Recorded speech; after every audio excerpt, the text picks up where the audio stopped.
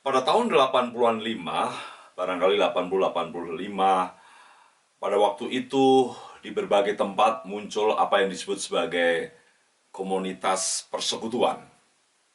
Di kota-kota besar, di Bandung, di Surabaya, di Jogja, di Medan, di mana-mana muncul persekutuan.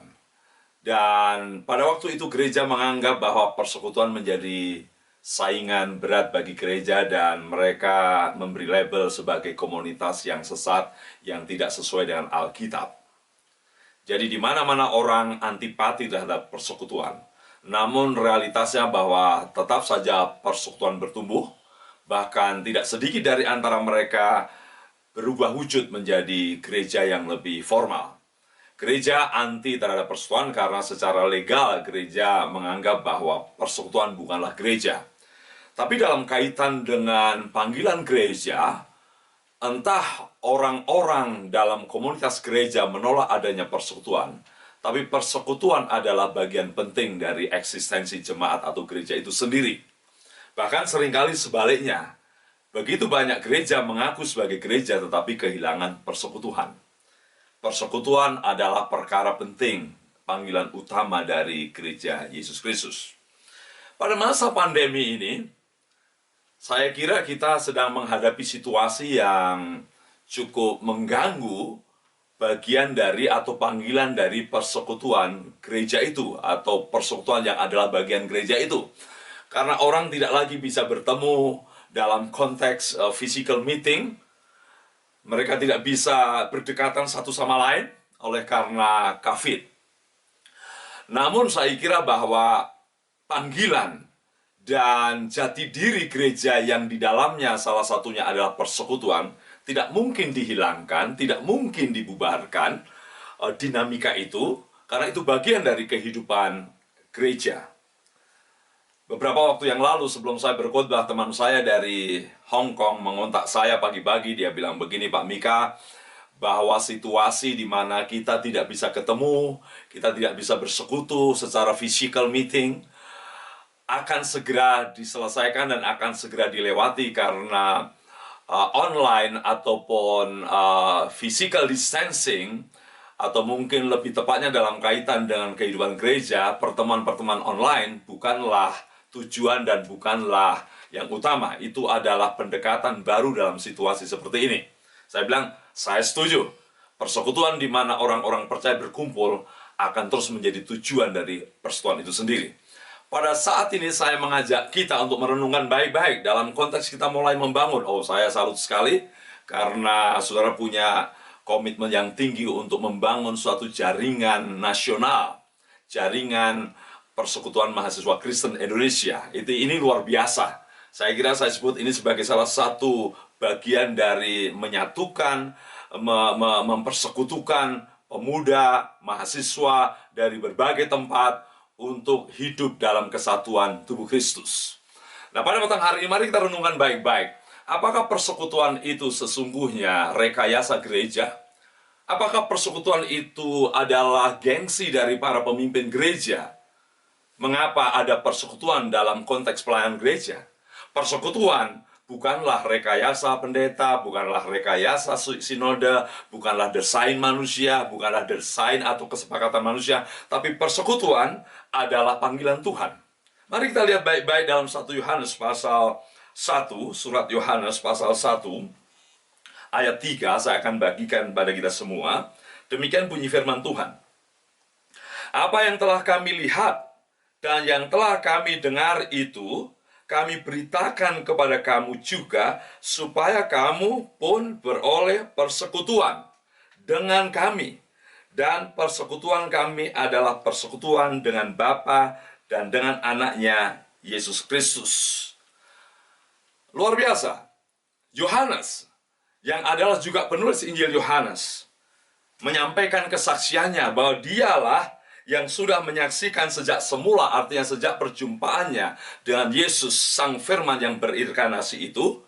Dia tidak hanya melaporkan bahwa Yesus yang dia temui, yang berjumpa dengan dia adalah Yesus yang empiris, ya, yang diindrai, diraba, didengar, dan dia bisa didekati, Bukan hanya itu, tetapi dia firman yang hidup.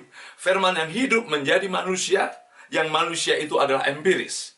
Kemudian lebih jauh katakan, firman yang hidup itulah yang memberikan kehidupan kekal. Dan kemudian selanjutnya Yohanes katakan, aku memiliki persekutuan dengan dia. Ya, aku memiliki persekutuan dengan dia berarti juga dengan Bapaknya. Dalam ayat 2 dan 3, bahkan sampai ayat 4, kita perhatikan baik-baik. Yohanes memberitahukan bahwa persekutuan yang dimaksudkan dalam konteks gereja adalah persekutuan satu. Persekutuan yang memang dikehendaki oleh Tuhan. Persekutuannya Yohanes dengan Yesus Kristus dan Bapa adalah persekutuan yang dikehendaki oleh Allah.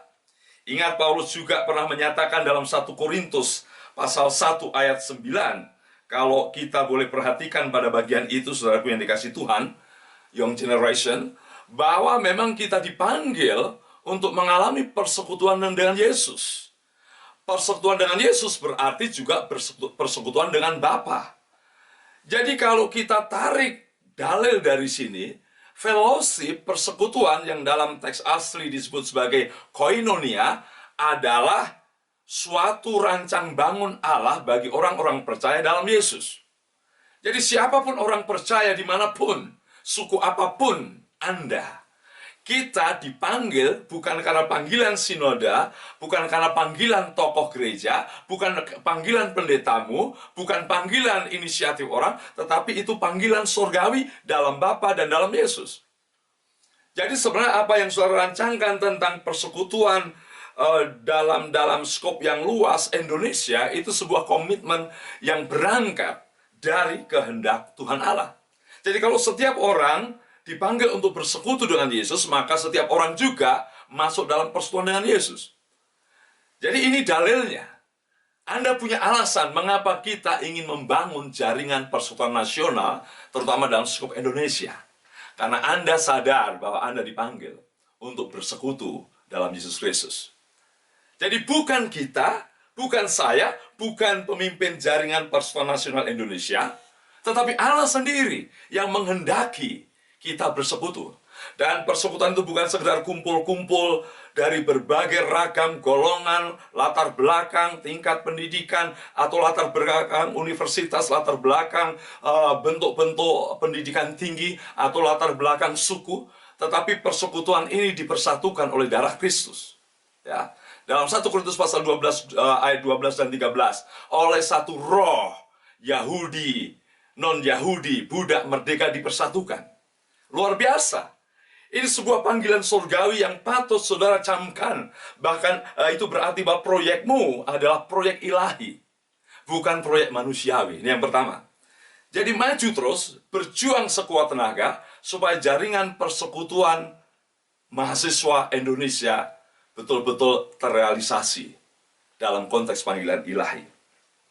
Yang kedua yang menarik bagi kita, jelas dasar ilahi tadi mendasari komitmen kita. Dalam ayat berikutnya dia katakan oleh Yohanes mengatakan supaya kamu beroleh persekutuan dengan kami. Saya kira kami di sini bukan hanya dengan Bapa Yesus, tetapi dengan orang percaya yang lain. Jadi dasar persekutuan dengan semua orang dari latar belakang universitas apapun, sekolah tinggi apapun, ya ras apapun, dasarnya ada dasar ilahi. Yang kedua, dasarnya adalah dasar bahwa kita sama-sama sebagai pemilik panggilan itu. Tidak ada orang percaya yang percaya Yesus tidak berhak untuk bersekutu. Atau sebaliknya juga, tidak ada orang percaya yang boleh berkata saya tidak harus bersekutu. Karena persekutuan adalah komitmen Allah untuk membangun sebuah komunitas baru. Jadi saya mau mengatakan bahwa kalau gereja adalah komunitas baru, gereja adalah persekutuan baru, orang dari berbagai tempat yang masuk dalam pintu gerbang keselamatan, maka persekutuan juga adalah persekutuan orang-orang percaya yang komitmen bersama oleh karena kelahiran kembali dalam Yesus. Ini luar biasa. Ya. Saya kira ada banyak cara orang bersatu. Ada banyak cara orang berhimpun, menjadi partai, menjadi golongan, menjadi komunitas tertentu. Tapi satu-satunya kekuatan yang membuat orang bisa bersekutu adalah karena sama-sama menerima anugerah keselamatan. Ya, menerima anugerah pembaharuan. kita diterima dari latar belakang apapun, supaya kita mengalami persekutuan itu. Dan sekali lagi, persekutuan ini bukan sekedar kumpul-kumpul, tetapi pada konteks panggilan koinonia, persekutuan itulah kita mengalami kekuatan, topangan, saling menopang, saling mendoakan, saling sharing. Inilah kekuatan masyarakat baru yang disebut sebagai persekutuan dalam gereja, yang kemudian kita implikasikan dalam komunitas kita, yaitu persekutuan antar orang percaya di level, di kategori young generation. Saudara sekalian, mari kita memiliki komitmen yang tinggi. Ini bukan mengisi waktu luang, tetapi untuk menjadikan kita bersatu dalam tubuh Kristus. Saya merenungkan ini sesuatu luar biasa. Ya, persatuan suku bisa saja pecah. Ya, persatuan golongan bisa saja pecah. Ya, persatuan mungkin hobi sama bisa saja pecah. Tapi dalam persatuan Kristus seharusnya tidak mungkin pecah. Karena yang menyatukan bukan kekuatan manusiawi, tapi kekuatan ilahi. Ya. Saudaraku yang dikasih Tuhan, para pejuang, saya menyebutnya sebagai para pejuang karena Anda sekalianlah yang akan menjadi para founding fathers dan perintis jaringan persekutuan Kristen Indonesia. Inilah waktunya. Kalau dari waktu ke waktu kegerakan-kegerakan anak muda memperbaharui bangsa, melakukan tindakan-tindakan reformasi, ini saatnya juga bahwa persekutuan orang percaya di tengah-tengah pandemi ini menjadi kesempatan untuk konsolidasi, ya, sebagai tubuh Kristus dalam level kategori anak muda. Ya, bangkitkan, majukan hidupmu untuk memberkati dunia ini, dimulai dari memberkati gerejamu. Ya, mari kita berdoa terus-menerus supaya jaringan persekutuan Kristen Indonesia yang dimulai hari ini akan punya dampak yang luar biasa bagi negeri ini, ya, bagi kawasan kita, supaya masalah-masalah besar seperti COVID bisa diselesaikan. Persekutuan tidak akan pernah dilunturkan atau dihancurkan, karena persekutuan adalah panggilan ilahi atas orang-orang percaya. Inilah kekuatan kita. Ya, kita tetap akan terus bersekutu. Online, daring, apapun cara yang tidak merupakan cara yang membuat kita bertemu, ini hanyalah cara. Tapi komitmen untuk selalu berinteraksi. Sisi positifnya apa? Di masa COVID ini, justru kita bisa membangun jaringan lebih luas, lebih besar. Lewat Zoom, lewat online, lewat internet, lewat IG, lewat Facebook. Luar biasa dengan cara-cara live streaming. Memang saya menyadari beberapa hari lalu saya mencoba melakukan riset sederhana. Menyedihkan bahwa dari 68 responden, semua berkata 85%, 80-85%, mereka berkata kami kehilangan fellowship, face to face. Ya, kami kehilangan persekutuan face to face karena pandemi ini. Tapi saya katakan, tapi itu tidak menjadi alasan untuk kita menggagalkan panggilan utama gereja, bersekutu. Persekutuan akan go ahead, karena persekutuan adalah kehendak Bapa dalam Yesus. Persekutuan adalah desain komunitas Kristen, yaitu Jemaat Kristus.